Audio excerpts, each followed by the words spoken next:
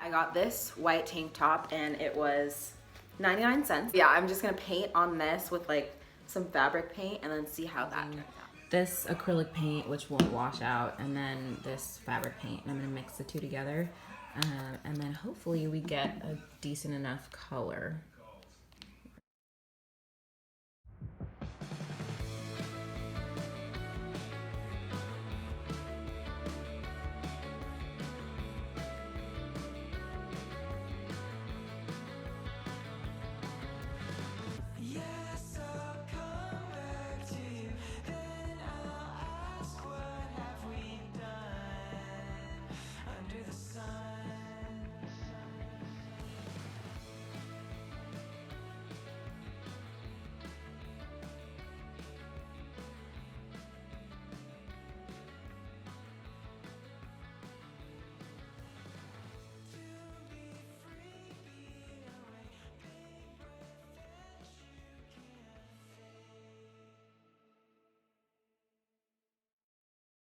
Okay, so this is how the shirt came out. It's very lopsided and not perfect, but it'll do the job. And then also at the thrift store, I bought the pink cardigan that Regina famously wears. So I bought this.